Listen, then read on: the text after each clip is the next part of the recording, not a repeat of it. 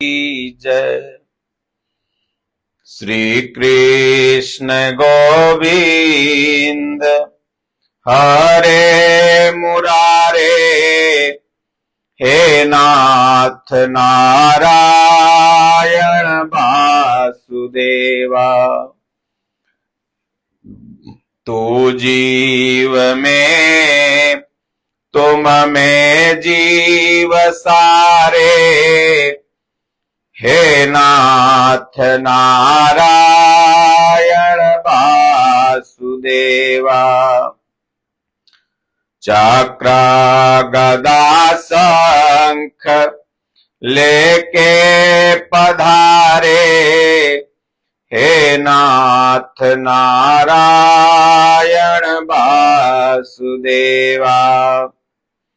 बोलिए श्री सद्गुरुदेव भगवान की जय। सज्जनों, आज की भगवत चर्चा में गोवर्धन पूजा क्यों मनाई जाती है, भगवान श्री कृष्ण की लीलाओं में से एक लीला ये गोवर्धन पूजा भी है, गोवर्धन लीला भी है।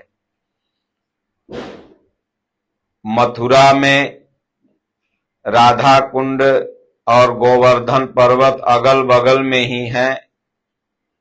आज हम बताएंगे कि गोवर्धन पर्वत कितने किलोमीटर में फैला हुआ है, गोवर्धन पूजा का आध्यात्मिक महत्व क्या है, और गोवर्धन पूजा जो है यह गीता का ही एक अंग है, गीता का ही एक भाव पुष्ट करता है। और साथ ही ये भी बताएंगे कि आज के दिन यादव लोग, ग्वाला लोग ये दूध किसी को बेचते क्यों नहीं है जिस दिन गोवर्धन पूजा होती है। तो सबसे पहले हम लोग ये जानने का प्रयास करें कि आखिर में गोवर्धन पूजा मनाई क्यों जाती है। क्योंकि हर पूजा के पीछे में कोई न कोई ऐतिहासिक घटनाएं होती हैं। उसी तरह भगवान कृष्ण की एक लीला बचपन काल की ये गोवर्धन लीला भी है।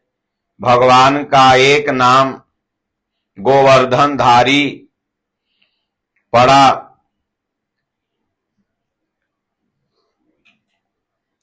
बचपन में भगवान श्री कृष्ण घूमने टहलने अपने दोस्तों के साथ, बाल सखाओं के साथ जाया करते थे।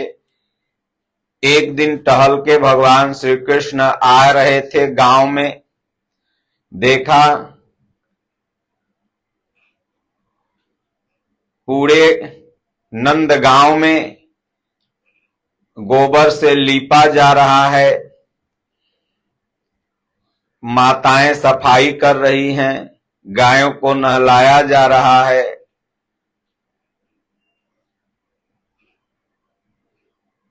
तो भगवान श्री कृष्ण ने सबसे पूछा, आज क्या है भाई, कुछ विशेष है? आज गांव में बड़ी तैयारी हो रही है। सबों ने कहा कि लल्ला, आज इंद्र की पूजा है। भगवान श्री कृष्ण ने कहा, भाई इंद्र की पूजा आप लोग क्यों करते हैं? इंद्र को तो राजा इसलिए बनाया गया कि वो सेवा करे। नेता को इसलिए जनता चुनती है कि वो सेवा करे, इसलिए नहीं चुनती कि अपनी पूजा करवाने लगे। तो उसी तरह भगवान ने कहा कि इंद्र को राजा हमने इसलिए बनाया है कि समय से जल बरसाए, समय से व्यवस्था को देखे, इसलिए नहीं कि बदले में टैक्स में अपनी पूजा करवाने लगे। गए मां के पास, यशोदा मैया से कहा, मैया ये तुम क्या कर रही हो? बोले आज इंद्र की पूजा है। बोले इंद्र की पूजा? बोले हाँ। बोले ये क्यों करती हो? बोले ऐसे मत बोलो, नहीं तो इंद्र नाराज हो जाएगा। तमाम पूजाएं भारतवर्ष में एक परमात्मा को छोड़कर इसलिए होती हैं कि लोग डर के मारा सोचते हैं कहीं संबंधित देवता नाराज हो जाएंगे तो हमारा अनिष्ट हो जाएगा। तो यशोदा मैया ने कहा लल्ला इंद्र की पूजा होती है, आज पकवान बनेंगे। बोले नहीं, तुम्हारा पकवान भी नहीं खाऊंगा, माखन भी नहीं खाऊंगा, तुम लोगों के हाथ से अगर इंद्र की पूजा तुम लोगों ने किया। अब नंद बाबा गांव के मुखिया थे, उनके कानों तक आवाज पहुंची तो भगवान कृष्ण इतने प्यारे थे सबके कि कोई नाराज उनको नहीं करना चाहता था। सब गांव में बैठक हुई, बोले भाई अब क्या है, लल्ला का मन है तो इंद्र की पूजा बंद करो। अब गांव में ग्राम देवियां होती है ना, प्रत्येक गांव में देवी स्थान होता है। अब वो देवी जाके इंद्र को बता दी, इंद्र आज से तुम्हारी पूजा नंद गांव वाले नहीं करेंगे। मथुरा वृंदावन गोकुल बरसाना कहीं भी तुम्हारी आज से पूजा नहीं होगी। वो जो नंद का छोरा लल्ला है ना, वो तुम्हारी पूजा को रोकवा दिया है। इंद्र जानता था कि भगवान का अवतार हुआ है, लेकिन वो नहीं जानता था कि यही कृष्ण ही भगवान भगवान है। अब वो आओ न देखा ताव, ऐरावत हाथी पर बैठा और जाके आदेश दे दिया इतना बारिश करो, जैसे बादल कभी कभी आप लोग न्यूज में देखते हैं कि उत्तराखंड में बादल फट गया, बारिश हो गई, गांव का गांव डूब गया। अभी बाढ़ आई थी 1 महीना पहले, कई गांव कट गए। उसी तरह से बारिश लगी होने, पूरा नंदगांव लगा डूबने। अब तो सबने कहा देखो नंद बाबा तुम्हारे लल्ला का चक्कर देख लिया ना, इंद्र नाराज हो गया और उसकी पूजा मत करो। तो नंद बाबा और मैया यशोदा भगवान कृष्ण के प्रभाव को भली भांति जानती थी, क्योंकि पूतना वध देख लिया था, तृणावत वध देख लिया था, अकासुर बकासुर अघासुर सभी को मारते हुए भगवान के प्रभाव को जान लिया था। सब कहे भाई कृष्ण ने मना किया है, लल्ला ने तो चलो उपाय भी वही बताएगा। सब लोग साथ ले लिए, भगवान कृष्ण के पास गए, बोले कन्हैया अब क्या किया जाए? बोले चलो यहां से पहाड़ी है गोवर्धन, ऐसी मान्यता है कि पर्वत द्रोण का पुत्र है गोवर्धन पर्वत। अब पहाड़ों को बेटवा होता है, क्या मन में प्रश्न होगा तो आगे समाधान इसका होगा कि द्रोण क्या है, गोवर्धन पर्वत क्या है। तो वहीं चलो सब लोग और जरूरी सामान ले लो। देखते हैं जब बाढ़ आती है दियर में, काला दियर इधर, तो लोग जरूरी सामान लेके इधर रोड पर आ जाते हैं, गाय हो गई, नादी हो गया और खाने पीने की सामान। और जब बाढ़ चली जाती है तो फिर वापस अपने घर में चले जाते हैं नैया से। तो उसी तरह भगवान कृष्ण ने कहा देखो जरूरी सामान ले लो, गायें ले लो और चलो वहीं गोवर्धन पर्वत के पास। और बारिश झमाझम रुकने की नाम न ले। भगवान कृष्ण गए और कानी अंगुरी से पूरा पहाड़े उठा दिए। अब यहां प्रश्न यह भी खड़ा होगा कि भगवान के कानी अंगुरी कितना बरियार था। यह भी हम आगे आप लोगों को बताएंगे कि एक कनिष्ठ अंगुली का मतलब क्या होता है और ये गोवर्धन पर्वत कौन सा था जिस पर भगवान ने उठाया और उसके नीचे कैसे भगवान के भक्तों की रक्षा हुई और भगवान उठा दिए। उठाने के बाद सबको कहे भैया यादव लोग के पास लाठी तो होबे करती है, गमछी होबे करती है। भगवान ने कहा कि सब लोग अपनी अपनी लाठी लगाओ, नहीं तो कानी अंगुरी में हमको कहीं दर्द हुआ तो छोड़ देंगे, सब चपाइए के मर जाओगे। तो सब अपना अपना लाठी लगा दिए। भगवान कृष्ण तो थोड़े मौजी मन थे ही, कभी कभी कानी अंगुरी नीचे करें तो झट दे पहाड़ नीचे आने लगे। तो सब कह रहे रे कन्हैया लल्ला तुम्हारे कानी अंगुरी में जादू है, ऊपर कैले रहो नहीं तो चटनी होके मर जाएंगे हम लोग इसी में। और उसके बाद गाय जितने जरूरी सामान सब गोवर्धन पहाड़ के नीचे। इंद्र बारिश करते करते थक गया, तब देखा अरे बाप रे हम तो इनका कुछ नहीं बिगाड़ पा रहे हैं, ये लगता है भगवान है, अवतार लिए हैं। भगवान त्रेता में राम बन के आए थे, द्वापर में लगता है यही कृष्ण आए हैं बन के। इनके शरण में ही जाना उचित है, नहीं तो इनके कोप से कोई नहीं बचा सकता, क्योंकि गलती तो मैंने बहुत कर दी। अब त्राहिमाम शरणम त्राहिमाम शरणम इंद्र करते हुए चला आया भगवान की शरण में और आकर के दंडवत प्रणाम किया। बोले भगवान रक्षा करो, मैं आपके बल को जानना चाह रहा था। जैसे मेरा पुत्र जयंत कभी आपके बल को थाहना चाह रहा था रामावतार में, वैसे मैं भी नीच आपके बल को देखना चाह रहा था। आप तो सर्वशक्तिमान हैं, हमारी भी आप ही रक्षा करते हैं।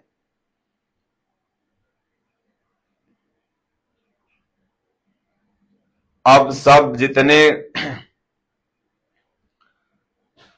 भगवान के भक्त थे, नंदगांव सहित माता यशोदा सहित नंदगांव के सभी वासी लोग भगवान कृष्ण ही गोवर्धन रूप में प्रकट हो गए। ऊपर गोवर्धन पर्वत के वही मुकुट, वही बंसी, वही चेहरा।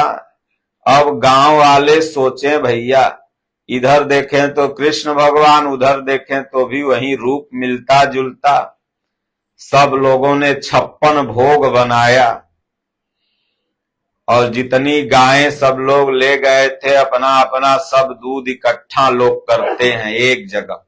आज भी उत्तर प्रदेश में, बिहार में भी जहां जहां गोवर्धन पूजा मनती है तो वहां सभी घरों से दूध जाता है, एक ही जगह खीर इत्यादि बनता है। इसीलिए आज के दिन लोग दूध नहीं बेचते। फिर भगवान को भोग लगाने लगे, सब भगवान खाते चले गए। तब भगवान ने कहा कि अगर आज से तुम लोगों को पूजा ही करनी है तो ये गोवर्धन की पूजा करो। अब भला बताइए कि भगवान स्वयं कहते हैं कि पत्थर पानी की पूजा करना गलत है गीता में, फिर भगवान ये गोवर्धन पहाड़ की पूजा करने के लिए क्यों कहेंगे? भगवान तो गीता में कहे और ये गोवर्धन पूजा इसी सिद्धांत को पुष्ट करती है कि भगवान ने गीता में कहा कि कामेस्ते अस्ते हृत ज्ञाना प्रपद्यन्ते अन्य देवता तम तम नियम आस्थाय प्रकृत्या नियताश्वया। अर्जुन कामनाओं से जिनकी बुद्धि आक्रांत है वही अन्य देवी देवताओं की पूजा करते हैं, मेरी एक ईश्वर की पूजा छोड़ करके। भगवान ने कहा सर्वधर्मान परित्यज्य मामेकं शरणं व्रज अहम त्वाम सर्व पापेभ्यो मोक्षयिष्यामि मा शुचः। तो उसी सिद्धांत को भगवान ने यहाँ कहा कि सब लोगों ने देखा कि इस पहाड़ में भी भगवान है, तो भगवान ने पहाड़ की पूजा करने के लिए नहीं कहा। अगर कहा होता तो कबीर साहब ने कहा ना कि पाथर पूजय हरि मिले तो मैं पूजूं पहाड़, याते तो चाकी भली पी सिखाई संसार। तो भगवान एक रूढ़ी से दूसरी रूढ़ी में लगाए क्या? नहीं, भगवान यहां पर एक परमात्मा की ही पूजा पर बल दिए, तभी तो भगवान कृष्ण का ही स्वरूप गोवर्धन में दिखा। भगवान ने स्पष्ट कहा कि अर्जुन, ये सुमेरु पर्वत मुझे जान,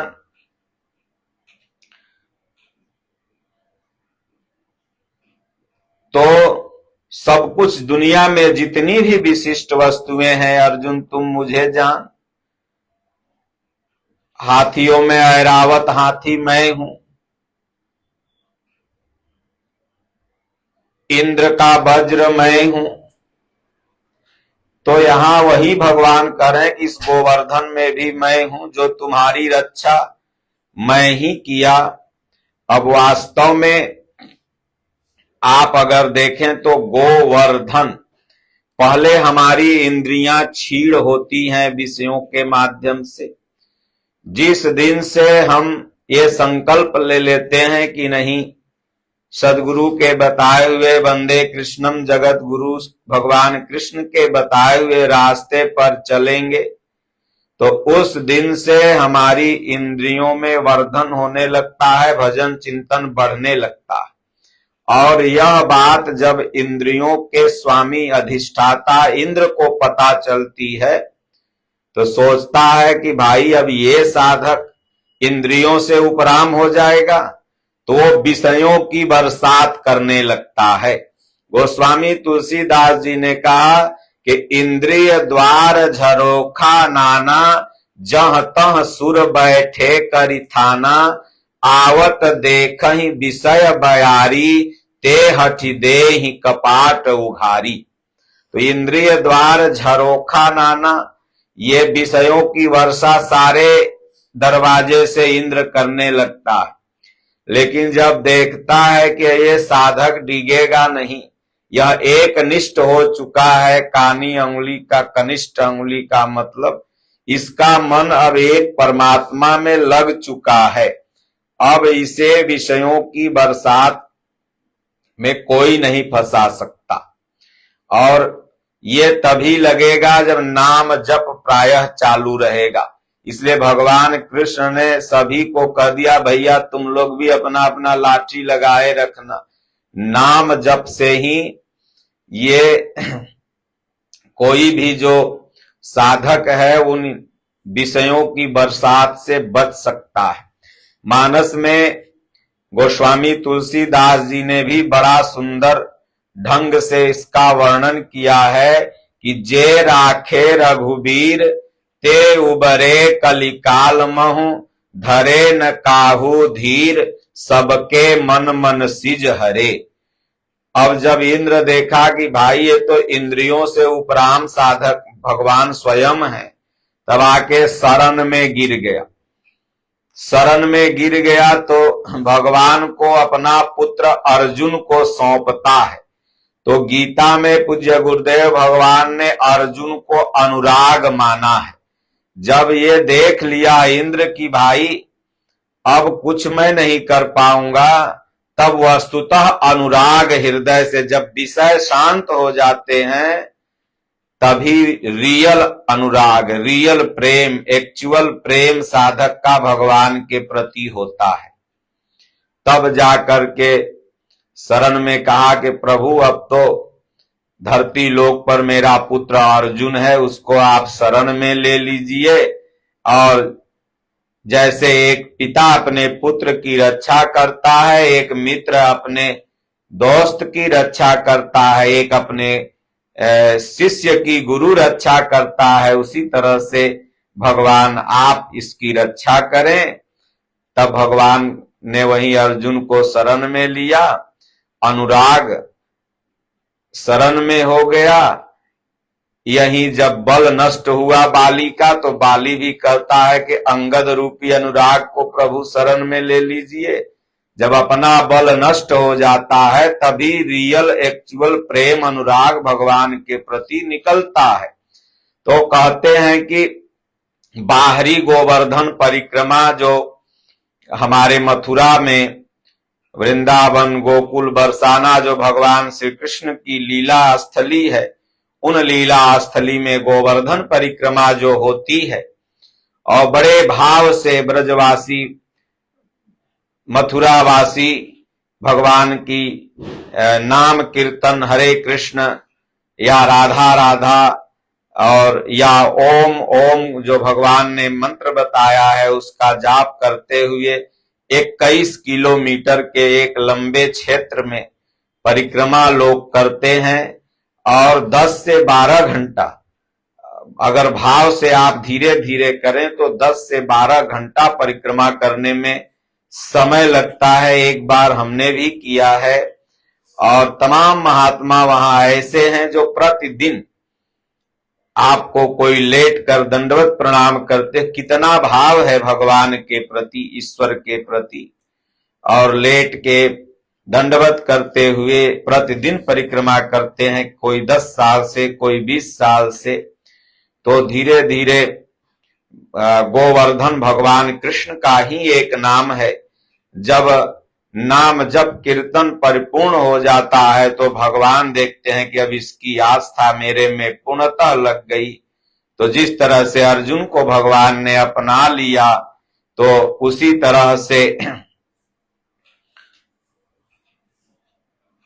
जितने भी भक्त परिक्रमा करते हैं, नाम जप करते हैं, वो सबको भगवान अपनाते हैं। इसलिए गोवर्धन पूजा में नाम जपते हुए भगवान ने ओम जपने का बल दिया। तो भाव बस आप जो भी जपें अच्छा है, लेकिन ओम ओम जपते हैं तो अति उत्तम है, क्योंकि भगवान का यह आदेश है अपने सबसे प्रिय शिष्य को। तो जिस दिन इंद्र की पूजा इंद्रियों में अधीनस्थ जो व्यक्ति था उसकी पूजा न करके जो परमात्मा में अधीनस्थ है, स्वयं परमात्मा है जो ईश्वर है, इसलिए एक परमात्मा की पूजा रामचरितमानस कहती है, एक परमात्मा की पूजा गीता बताती है। वह परमात्मा अन्यत्र कहीं बाहर नहीं रहता, वह परमात्मा हमारे आपके हृदय में निवास करता है। सभी प्राणी के, सभी जीवों के हृदय में वह ईश्वर का वास है। वह ईश्वर जिस दिन निकल जाता है, हम और आप बोल नहीं पाते, सुन नहीं पाते। इसलिए उस ईश्वर की शरण में जिस दिन आप चले जाएंगे, आपका गोवर्धन होने लगेगा। भगवान आपका हर भोग स्वीकार करेंगे, 56 भोग स्वीकार करेंगे। भगवान कहते हैं अर्जुन, पत्रम पुष्पम फलम तोयम यो मैं भक्त्या समर्पयामि। पत्र पुष्प फल श्रद्धा पूर्वक जो भी भक्त हमें देता है, समर्पित करता है, उसको मैं खाता हूं, उसके भावना को स्वीकार करता हूं और उसका कल्याण करता हूं। बोलिए श्री सद्गुरुदेव भगवान की जय, बाके बिहारी लाल की जय, स्वामी दीनानाथ परमहंस महाराज की जय। हरि ओम। शांति शांति शांति।